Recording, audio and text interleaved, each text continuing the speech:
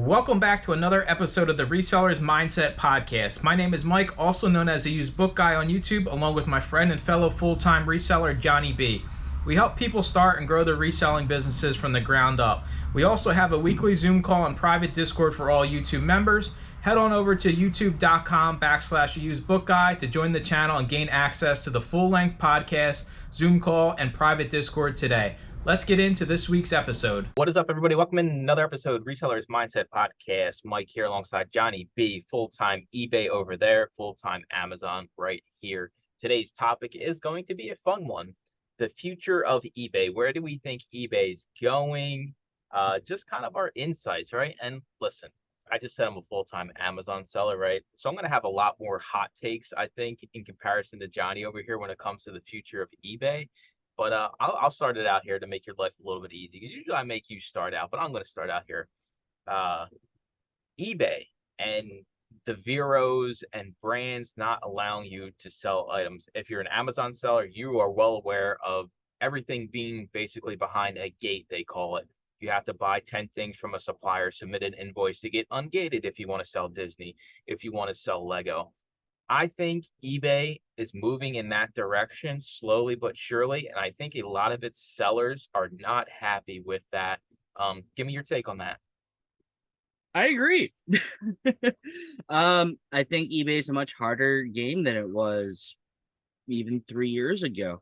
You used to be able to sling anything on eBay. That's not so much the case these days. I mean, you still can. You have the capability of listing anything you want, sure.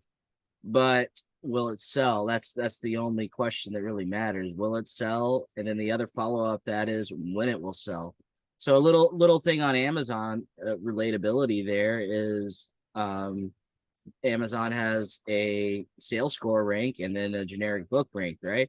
It's a little similar on eBay. We just don't have fancy software, but we can look up how much it's sold within the month or 90 days or within a 2-year window, or maybe it's never been listed or maybe it's never been sold.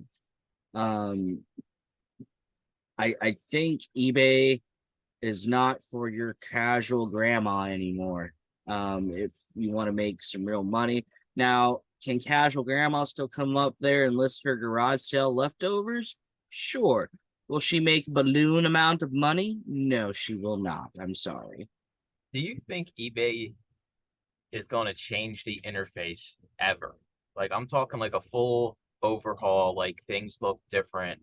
I know they have been updating the mobile app. The mobile app has looked a little bit different the past few times in the past 2 years or so. So they are making some changes to that, but just the overall, like, I feel like when I shopped on eBay when I was a teenager, like the eBay homepage is almost the same homepage today as it was 20 years ago. Now they did change their logo. There's a link out there that eBay has at the eBay timeline. If you look at that, it's fascinating. They used to have their fingers in a lot of different pies. They owned a lot of big companies that you've heard of. I'll see if I can snag you the link you can put in the notes later, but it's just really fast. And they even changed the logo. So the logo has changed on the homepage, technically. As far as what I've seen eBay doing as far out, what I've seen that's kind of cool that they're doing is when you're going through a page on eBay just for general results, you can scroll through the photos before you even click into the listing. That's pretty neat. Not every listing has that, and it's kind of like in beta phase, which is interesting. We've had photos increase this year. We've had video added this year. We've had a lot of bells and whistles added. However, I think they're also doing that live auction nonsense. The AI sucks, dude. I'm putting that out there right now. Oh, it's gonna suck. I mean, artificial intelligence, it takes it a while to build up its intelligence, and that's been a hot topic this year. That's gonna put resellers out of business. It's not. Resellers just have to adapt, just like they always do. You can compete with the machines. This ain't Terminator, Miss Sarah Connor. I'm sorry. Do you think, all right, so my mentality with eBay is you usually can buy something cheaper on eBay than other sites. Yes. Do you think eBay can survive by continuously being that platform, right? Because like for me, just for some examples, like I buy my energy drinks off eBay because they're cheaper than in store or Amazon. I buy my vegan jerky off eBay because it's a lot cheaper than in store or on Amazon. Do you think eBay can continue to be like known as like, oh, I can go here to get something cheaper and like grow that into keep growing it into success? Or do you think like we're gonna get to a point here where it can't just be eBay's where you go to buy something cheaper because at the end of the day, if it's cheaper, eBay gets less fees, the sellers get less money. So eBay's not as happy and the seller's not as happy. I think eBay will continue to be known as one of the cheapest places to get an item. Because what I do when I shop for something, I'll go pull it up on Amazon usually first, and then I'll swap on over to eBay to get it at the cheapest price. Because usually, if even if it says brand new Amazon, brand new eBay, easily eBay's 20-30% under what Amazon's market value is. Now, keep in mind, not that's not always the case. Maybe sometimes it's a couple dollars, or maybe it's the same, or maybe even eBay has it higher. There's all these variables depending on the item or um, items in some cases, like multi-quantity stuff. Now, I think eBay will never really transition out of the cheaper place. I think it may transition to having everything, being known for that more than just a cheap place, the garage sale of the internet. That's what some people like to call it. I call it that myself sometimes. But I have noticed Amazon doesn't have everything. eBay tends to have everything. Yeah, definitely like weird stuff too, like collectibles and things like that. You're just Oh not yeah. going to find them on Amazon. You know, even the books you sell, a lot of those don't even have Amazon listings. So I do think there is a place for it. I'm just like trying to get my head around it. Like at the end of the day, these platforms rely on their sellers. And if I just think of like an overall, like if I had to put like a happiness rating, right? Like an eBay seller happiness rating, an Amazon seller, an Etsy seller, like what is like a happiness number between 1 and 100%, 100% being how happy the sellers are with the platform. I would say eBay is probably the most unhappy platform when it comes to sellers. Like I just think, at least what I see in here, it's like there's always a glitch. There's always something going on. Or maybe it's just a mentality that people think that because there's this stigma around the platform itself that, you know, you got this algorithm, you got to do promoted listings, you got to do this, you got to do that. But I do think overall, eBay sellers are the most frustrated with their platform when it comes to any reselling platform. I don't know if that's necessarily true. There's frustration across the board, no matter Oh what yeah, for you're sure, on, right? 100%. But I have a lot of clothing sellers in my daily refinement group that also list on Poshmark, and they hate that thing because there's so many limitations there. I hear them complain about that more than I do about eBay. And then talking to like you and Deb, I hear all the fun things about Etsy, right? And the problems that come along with that. So is general unhappiness, is eBay at the bottom? I'm saying it's at the bottom of the list, but is it the very bottom of that list? I can't say that's true in my personal opinion. I think Poshmark, from all the vileness I hear from the clothing sellers, is at the bottom. Maybe it's just the volume is turned up for me when it comes to like the eBay happiness scale, right? So that's probably what it is. You know, I just being on YouTube and the YouTubers I watch and I get suggested a lot of it is, complaining If we're about just comparing Amazon to eBay, yeah, eBay is at the bottom of that list. But if we're comparing all the platforms, there's a couple of the, like I mentioned, Poshmark, Etsy, um, even Whatnot gets mentioned here and there because of we're selling stuff, but it's only selling at 1/10 the value. Sad face, but you sold some stuff. Stop complaining. But anyway, yeah, it is. I do think though, like if we look at it, like eBay is as good as its sellers, right? So like yeah, do you see eBay having some kind of standard practices that it is going to require for sellers? Because I mean, I never really thought about it until you told me, Mike, when you're listing something, make sure you're looking at those item specifics because 95% of the time they're wrong. And I'll be straight up, I never really cared until you told me. And then I'm like listing books and I'm like, what is this? Like the year's completely wrong, the publisher's completely wrong. And I do think it kind of hurts the marketplace if you have the used book guy who has no idea what he's doing listing things and just punching random numbers in, and then you come along and you hit sell similar and it pulls all my information. It's almost like a never ending cycle. And I do think kind of the educational gap on the platform can hurt eBay's growth. Right. I mean, even eBay's AI is pulling from that internal database, right? And then we have the cross listers pulling from Amazon's database. And I've been telling you, getting back in the Amazon listing game, I've noticed that's not my book, but it's my only option. But it's still not my book. But okay then. So what am I left with? Creating a new listing that no one will ever buy, or unless it's a collectible, then maybe they will. Um, or do I send this book in and hope I don't get a return? I mean, most people lead the send the book in and hope I don't get a return. But with all these incorrect databases and no quality assurance check going on by eBay or Amazon higher ups, because they're relying on us for the data entry, right? Well, if we data enter wrong, we're just selling a wrong item all day, every day. And I don't think they care on the upstairs as long as they get a paycheck and it balances out over the returns. I got an experiment we need to try, right? We're gonna just list like I'm gonna list a video game one day, right? Normal PlayStation video game. And I'm gonna list it as like a t-shirt. As like a Yeah. Nike shirt.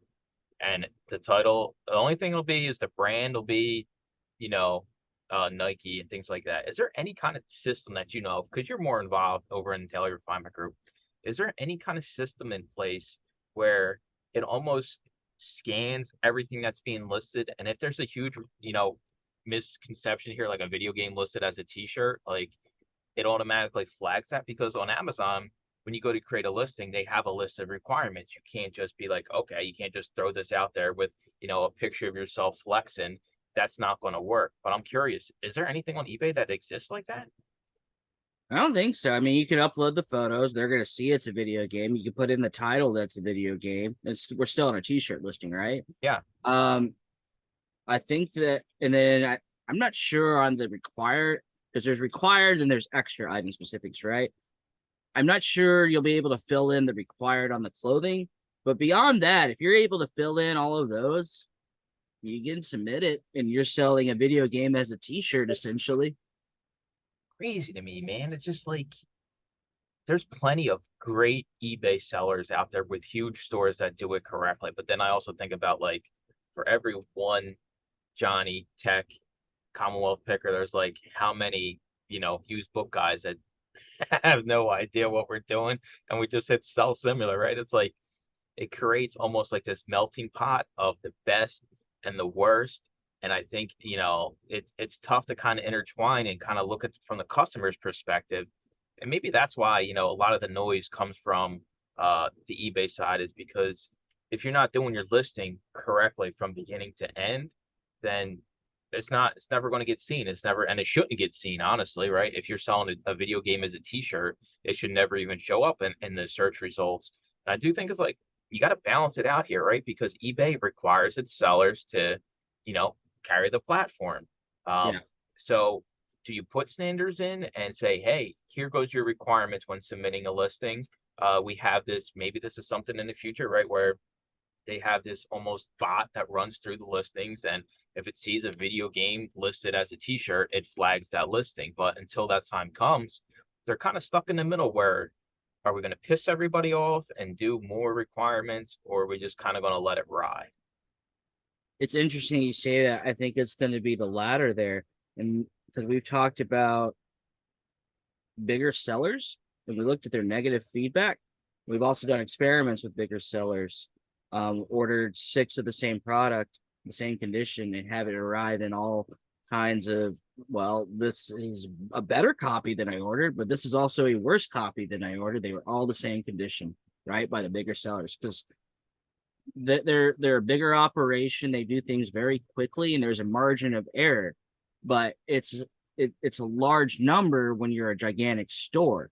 Now, us little sellers, we couldn't compete with that. Now, the thing is, in theory, these large sellers shouldn't be in business, but I and a lot of other people are of the mindset if you're making X amount of dollars on eBay on a daily basis, eBay does not give a shit. Do whatever the hell you want.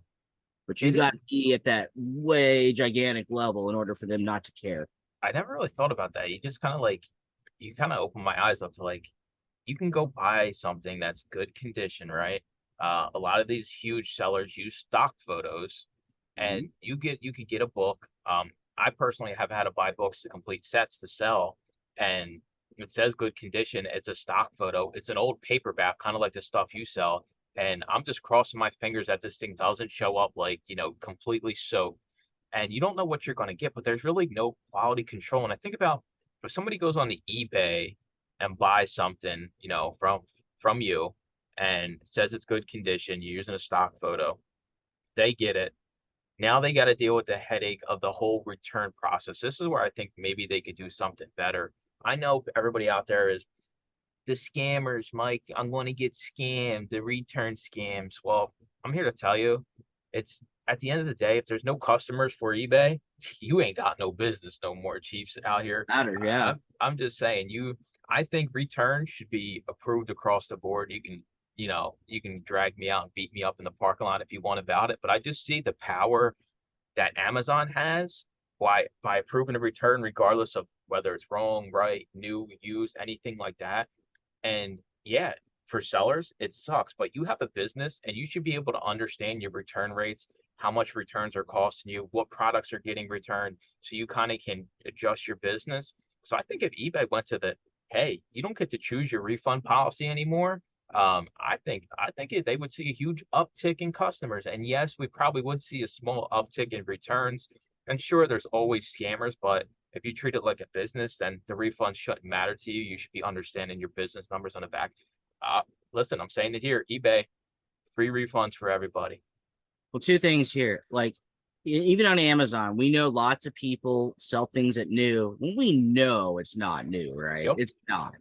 Um, and I'm not calling anybody out in the Discord group, but I've seen a few of you mention this. Don't do it. Finger waggling. Now, two, most of my stuff is marked good or acceptable. I'm sure some of it could fly as very good or like new, honestly, but I kind of grade down a little bit.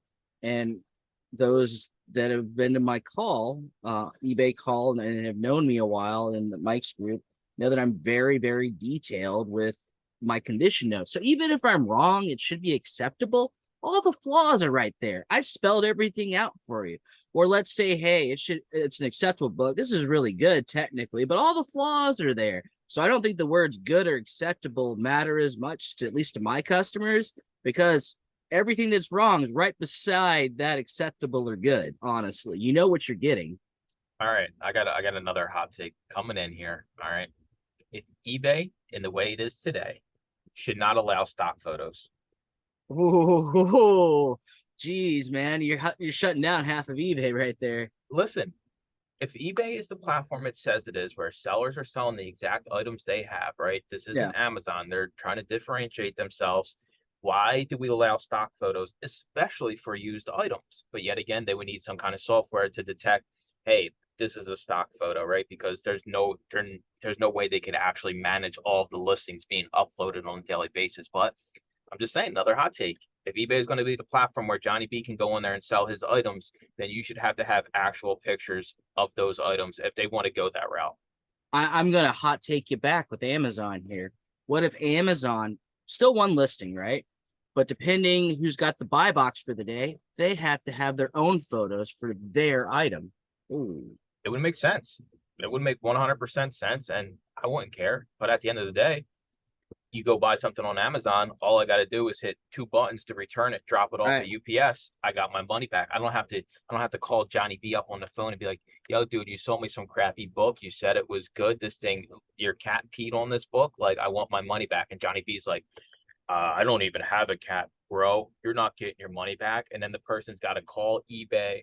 eBay's got to contact you. And it's like, I think that huge headache pushes customers away after they have one of those experiences. And unfortunately, not everybody Yeah. is like you or me, where they just say, hey, return the item. It's perfectly fine, money back. Because I think a lot of people feel like they're a refund is like a personal attack on them, right? It's like, oh my God, why are you refunding my item? And yeah, it sucks, especially if it's a high ticket item, but that's the reality of it. And I think if eBay would just go one way or the other, it would be, I think they would get so many more customers. Now, as far as seller rights, here's been an interesting one this year. We've noticed that it's harder and harder to get a negative feedback removed. I don't get many. I don't think I've had one this year, honestly. But I had a friend of mine whose negative feedback was literally a period, like the punctuation period. And they couldn't get it removed because eBay's counter argument, and they called in a couple of times. And that's the other thing. You used to be able to call in an agent shop. They don't allow you to do that anymore. It's like 2 and you're done. You can't do it again. And even the companies that will call in on your behalf, like the feedback fixer, they can't get them removed hardly half the time anymore. So those negative feedbacks are sticking around. Again, I don't know if it matters on the upper echelon of gigantic sellers. I don't think it matters.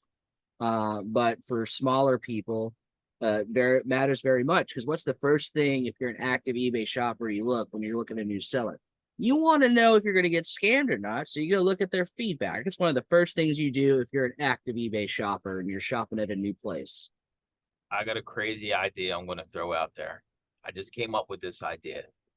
eBay goes the route like Amazon, where if you search for an item, there's one listing with a stock photo, and all, you click through and it's just the condition and the price.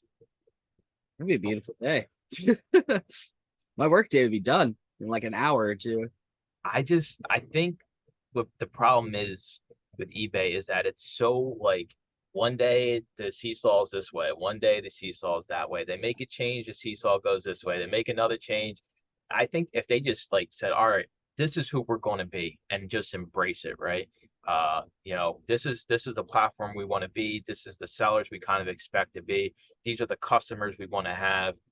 I think it would go light years into growing the platform. Sellers, sure, you're always going to have crybabies. We all know there's reselling, there's crybabies everywhere you look. Any corner of the room, there's at least one crybaby. So, like, we don't care about those people. I think they need to start focusing on their core sellers, giving them maybe even having some kind of feedback thing. And I'm not talking about this stupid eBay open where people think they actually care about what they're saying, right? A lot of this stuff goes over their heads. And I'm like, who makes the decisions at eBay, right? Like, for a perfect example, when they stop letting you sell things, right? We all know Dr. Seuss, right? The huge Dr. Seuss fiasco, get rid of his books. It took me about a year to find one. I finally found one out in the thrift store, right? Well, you can't listen on eBay, right?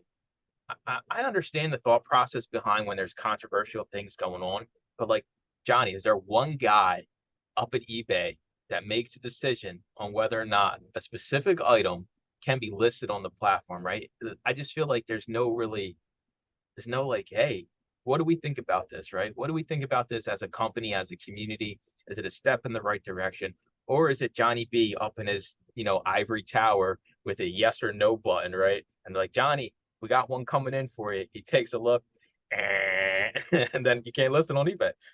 That's so funny you brought this up, because we were just talking about this week's Wednesday call and refinement. We were looking at the prohibited items. Books aren't there. There's technically not a category for books. However, there are different policies, like Holocaust denial. That's under some other thing. So to me, it works like this. If you have keywords that's on eBay's naughty list, it ain't going through. Because I've had messages pop up on plenty of books telling me why I can't list it. But it doesn't really say it's a particular book. It's more of it's covering this topic or this category of things that it's a no-go. Now, other things that it mentioned specifically, like jewelry, was definitely a category, but it's more of these hot topics, honestly, Yeah, that'll get you no-go. it's kind of opinion based at the end of the day. Right, Any way you look at it. Like I had an Attack on Dresden book, 2 of them in 2 different editions, like $30-$40 books, right? And there were listings up there. Mine wouldn't go through because it was Holocaust denial. And I'm looking at the table of contents. It has literally nothing to do about Holocaust. For those that aren't into history, it's literally of when the good old US of A took some flight bombers and bombed the crap out of Germany. Nothing to do with the Holocaust. So I called eBay up, and their general response is change the title. And I did, and it went through.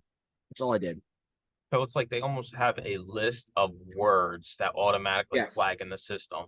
Yes. I mean, that would be the cheapest and easiest way to do it, right? If you don't want Dr. Seuss, or because all you got to do is put Dr. Seuss, the title of the books, right? And then you don't have to worry about, like, if you just put children's books, instead of green eggs and ham, blue whatever and whatever, right? And it would go through. So I don't know. I just feel like those kind of decisions are so opinion based. Like I don't think you're ever going to fully win a decision like that, but I do see there being issues when it's really not like a clear cut across the board consensus where, hey, we're going to keep this on the platform. We're not going to keep this banned item on the platform. You can sell baby formula one week. You can't sell baby formula another week. It's just there's just so many things. I do think eBay doesn't really do a good job of explaining that to you, right? Because if you said to your average eBay seller, do you know where you can go find a list of everything that you can't sell, all the titles? I don't know where I can find it as a part. And I would argue most part-time eBay sellers, sure, we know the brands, right? Like the big ones with P90X, Rosetta Velcro, Stone. can't use Yeah, Velcro. it's like we all know those, but like they don't really promote, hey, here's what you shouldn't be listing on our platform until you list it. And then all of a sudden, hey, Mike, that's a strike on your account, buddy. Good luck, Chuck. Your listings are going to be buried for a month. It's like, guys, if there was just a little bit of communication here, it would never even got to the platform. I think that would do it'd be less headaches for them because we're not going to list the stuff. Maybe like a monthly newsletter or something eBay could send out to its sellers, just, update them, what they're working on in the background. I think communication would go a far way with eBay because eBay sellers, it's just average Joes like me and you, right? Like if we had a little bit of communication, like, hey, here's what we're working on in the background. Well, you're going to give us feedback, here's a little feedback thing. I just feel like it's a huge missed opportunity. It's like a platform for the people, but they don't listen to the people.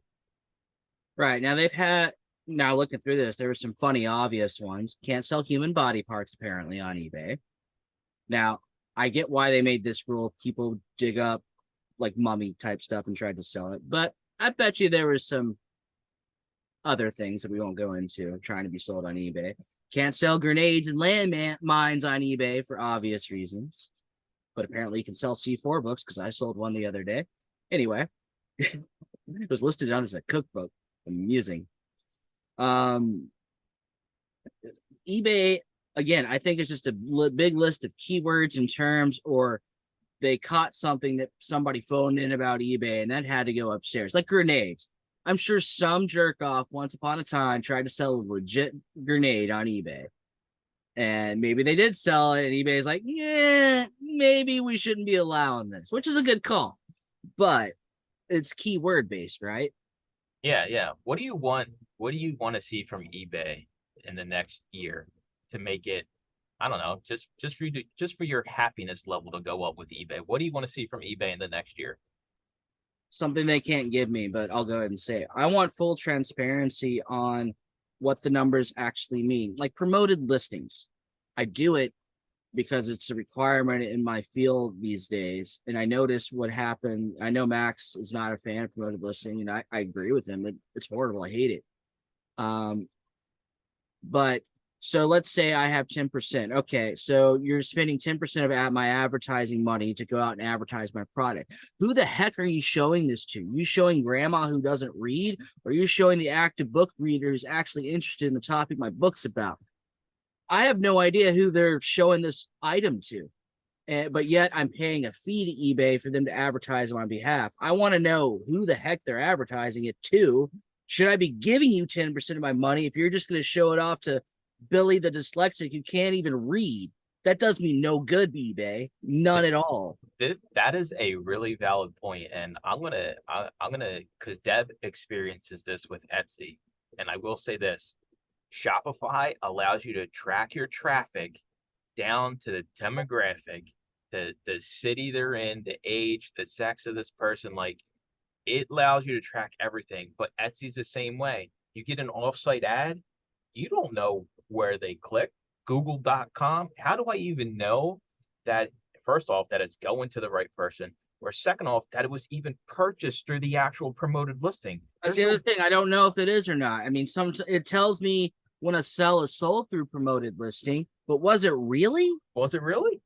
I mean, we'll never know. And that's like, I don't know. It's kind of shady to me, right? It's like, I mean, sure, it's probably sold through a promoted listing, but who's to say, like, overall the company has a slow month, right? And they're like, well, we got to hit people with a few promoted promoted listing sales just so we can put the extra 10-15% in our pocket.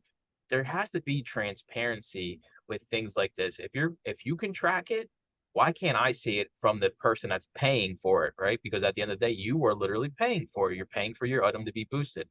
You should be able to see what that person searched for, what rank you were on the page, and when they clicked it.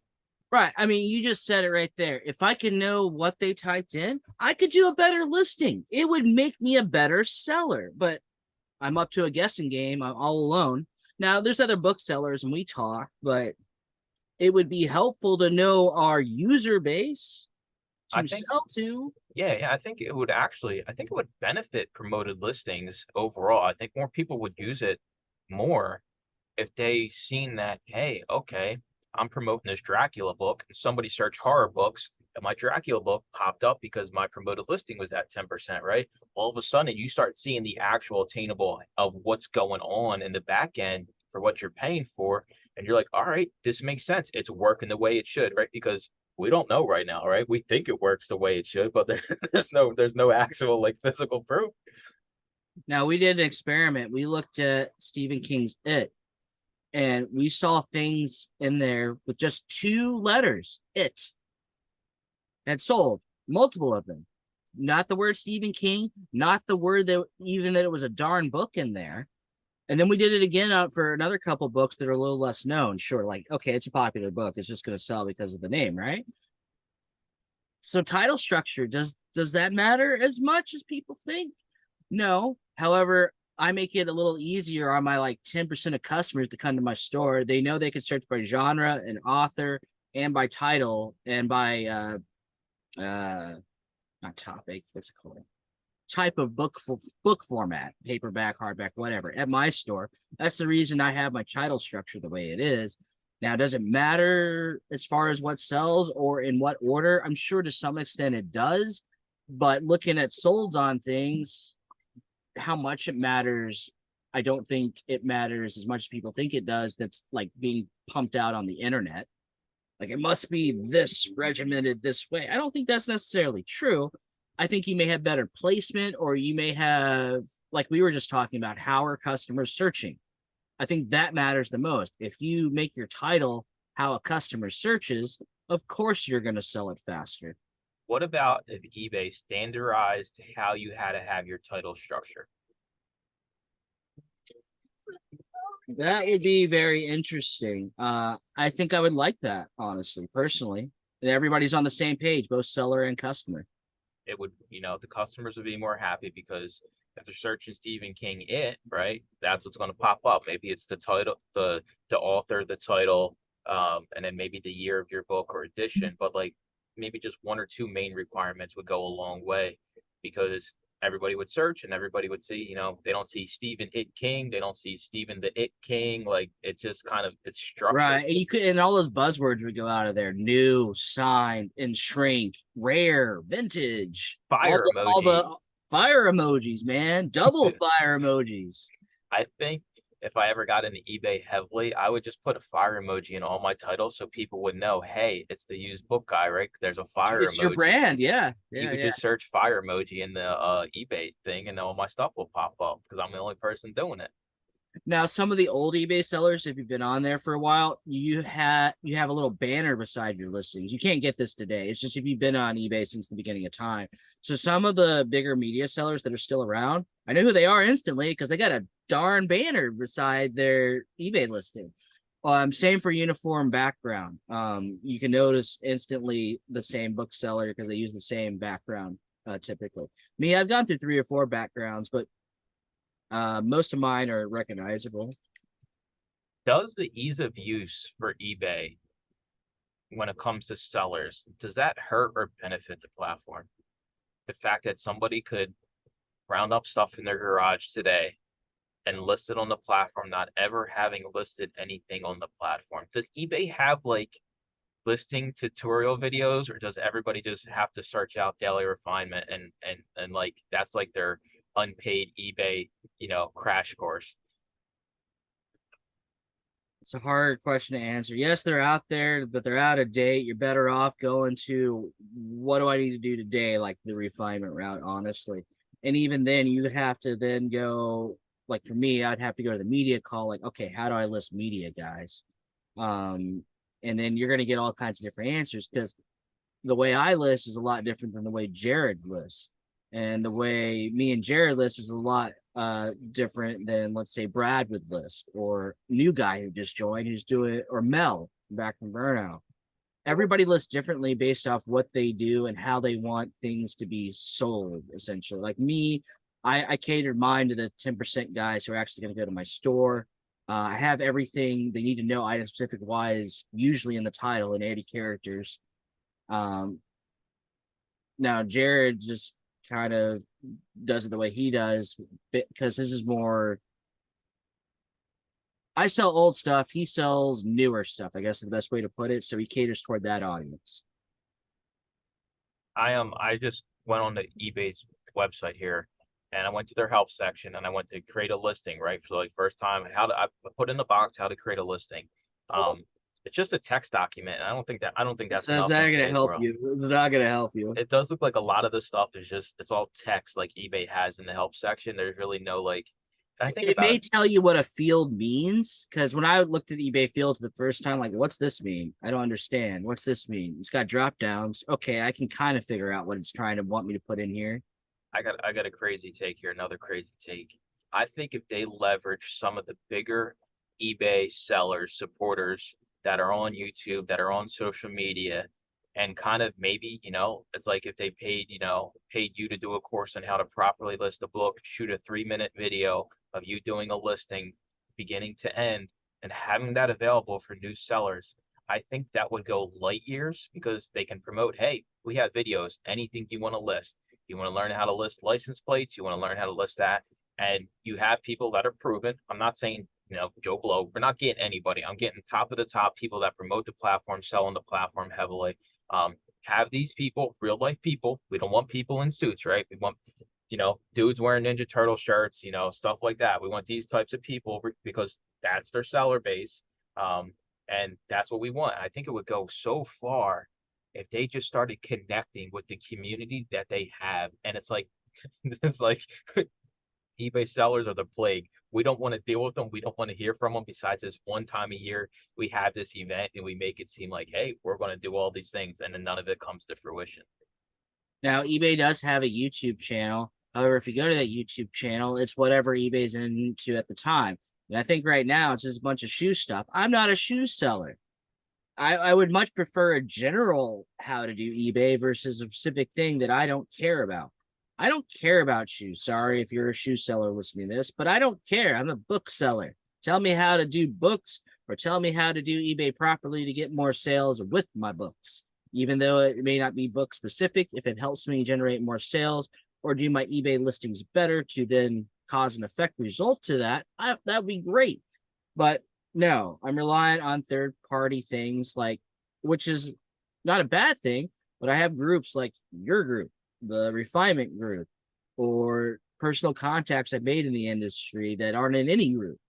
Um, eBay does not make it easy. Amazon does make it kind of easy, even though there's the argument you need to learn all these software programs. The initial hurdle of learning how to even join Amazon's harder than eBay. But at the end of the day, it's much easier workflow day to day than eBay, certainly. That's the other thing. I want them to make that punishment stick go away if you don't do your listings every day. That would be the most glorious thing eBay would ever do. Now, I mentioned this before. I'm okay if you get a bonus, an extra push out, but don't carrot and stick it here. Just carrots all the time, please. How about instead of the listing thing, it's based off the quality of your listings, right?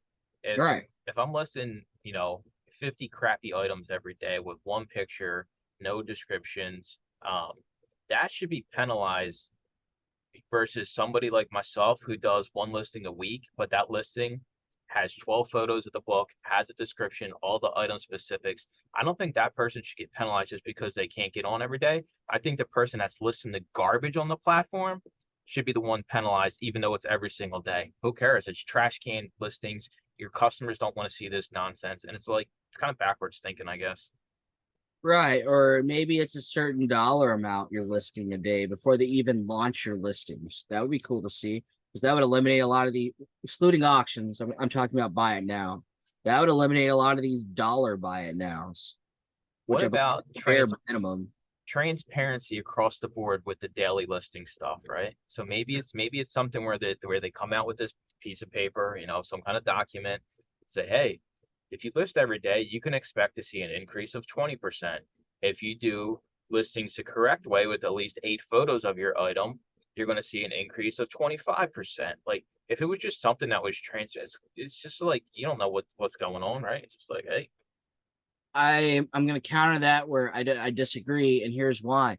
Because I still have a message from eBay to set up my store and do a store video from my eBay page, and they're guaranteeing me 35% more sales. I'm calling BS.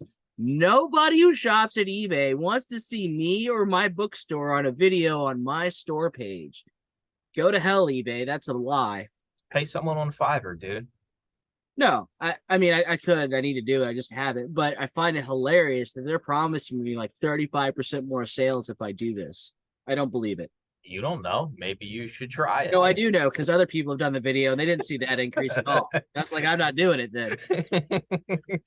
I do think there is like a lot eBay can work on. It is a great platform. I still think the opportunity to just sell stuff around your house or even have a business based off of, supply and demand, having a platform like eBay, it changes lives. As much as me and you sit here and say we Yeah. want to see all these changes from it, I still think it's a great platform. I don't think it's going anywhere. I just think sooner or later they're going to get to like kind of like we are with all of us are listening to this. We all get to a point in our business where you got to take the path left through the forest or right across the river, right? It's like the Yeah. Oregon Trail here for business. You got to decide, right? And maybe not everybody's going to make it across the river, but it's a little quicker, right? So I think they are going to get to a point here, probably within the next 5 to 10 years, where they got to decide this is our identity, this is who we're going to be, and I think eBay could see a huge resurgence depending on how they decide to handle the fork in the road. Now it's a lot easier for me to complain about eBay things because I want things from eBay that I don't currently have. Now I am grateful. Thank you, eBay, for my half warehouse. Thank you, eBay, for my employee. Thank you, eBay, for me to continue the livelihood and grow my livelihood. Thank you, eBay. You've I, gotten me this. yeah, and I think like a lot of people kind of really don't see that, right? Like, yeah, maybe your sales aren't where they want to be, but you're selling stuff you couldn't sell. It's not like I could go out front and sit outside with my books for $10 and sell them, right? Like that doesn't exist. So like the fact you had the opportunity in front of you to have a business like this, sure, any platform we sell on has headaches, concerns. We'll definitely do an Amazon one of this, and maybe we'll even do one for all the other platforms kind of all together because no platform is perfect, but I think eBay has the greatest upside opportunity out of all the platforms to kind of, transform into something that's next level. And that's even, I'm putting Amazon in that talk too. Like I think eBay has the greatest opportunity in front of them to decide who they want to be and grow the platform and make it, seller friendly, make it customer friendly. You can have both.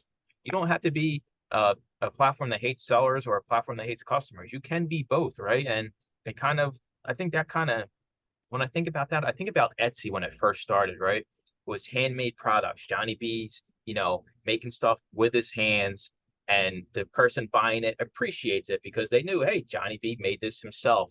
And Etsy has kind of moved away from that. But when I do think about like seller friendly, customer friendly, I think Etsy in its beginning times where everything was handmade and customers knew they were getting everything handmade, that was the perfect marriage, even though it was divorced over the years.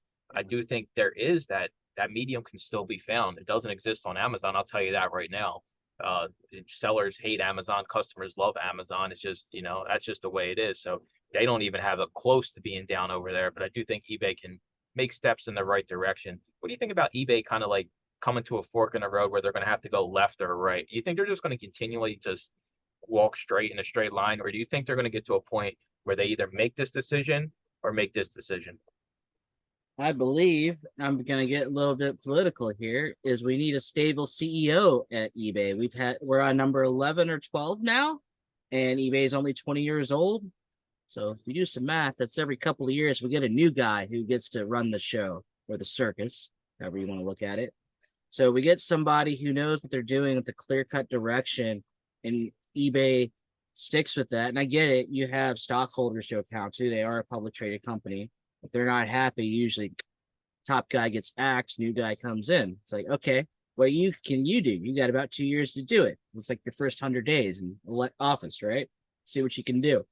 We've had like new innovations with like the shoe and the car parts, whatever, which is great. And that's usually what happens with new guys. They try one thing, and if it's really successful, they'll stick around. I don't think eBay's had that moment where it's been really successful. The other flip part of that is the coding. It's still running on 1996 technology, guys. How many programmers have been in and out in there? How many band-aids are holding this thing together? You guys need to, I'm sorry, shut down eBay for 3 months. Give us all a heads up. We'll all go work at Uber for 3 months while you fix the shit. So you can, like you said, you don't think it's ever been updated. I don't think you're wrong in that. Some things need to change to make eBay better as a whole, even if it's a site migration, and that would be hell on earth, because I've done those in corporate and they're not fun. But after it's done, it's a beautiful thing. Let's make eBay a beautiful thing again. Let's make it 2029, not 1999 technology. eBay starts using AWS, Amazon's Web Services, right? It's like, who cares, right? Just give us something that actually works. I think we're going to wrap it up here. I think my last thing with the future of eBay is, yes, it's frustrating at times, but understand it's still a viable business option as a reseller, whether you're like Johnny and you just do eBay, or maybe you're somebody like me where you mix in eBay here and there, maybe you're part-time. You still can sell items regardless of all the nonsense you see. And it's a great opportunity to just kind of, put a little bit extra money in your pocket or live off of like Johnny does. It works both ways. And we always want something more, right? I don't think we're ever going to be 100% satisfied with any platform, with anything in life, right? It's like you're never going to be 100% satisfied. Just hopefully they make the right decisions. Hopefully when the CEO leaves, they put tech in charge, right? I'm voting for tech. I'm putting tech in charge regardless. I don't care what the shareholders say. It's like a 10-year deal too, right? It's like when you hire a coach, we're not firing this dude like a year into it, right? Even if the first season's bad, 10-year deal, eBay will be a new platform in 10 years. We'll all be, like that Magic Johnson or Michael Jordan deal, man. That'd be great. I'm just saying. I mean, I put a lot of great ideas out there for eBay. If the eBay CEO is sitting in his office listening to this, sorry, but tech's got to come in and take that chair from you. It is what it is. I mean, that's just the reality of the life we lead and the game we play. So we appreciate you listening. If you're on YouTube, make sure to comment, like, and subscribe, and make sure you give it a thumbs up if you're out there. We appreciate all the 5-star reviews. We take time out of our weeks every single week to have this little chat here. And future of eBay, I'll still sell on eBay probably for the rest of my life. How about you, Johnny? You ever leaving? Not until they put me in the ground. Or they ban you. Oh, don't say that, Mike. That's bad. No, hey, I can die, but no banning. It happens, dude. Lightning strikes every day somewhere, and you might be out there with your kite flying your kite. So we'll talk to you all next week. Okay. We'll talk to you all next week's episode. Thanks for listening to another episode of the Resellers Mindset Podcast. Today's full episode and all previous episodes are available to all YouTube members, along with the weekly Zoom call and private Discord. Head on over to youtube.com/theusebookguy and consider joining for as little as $2.99 a month.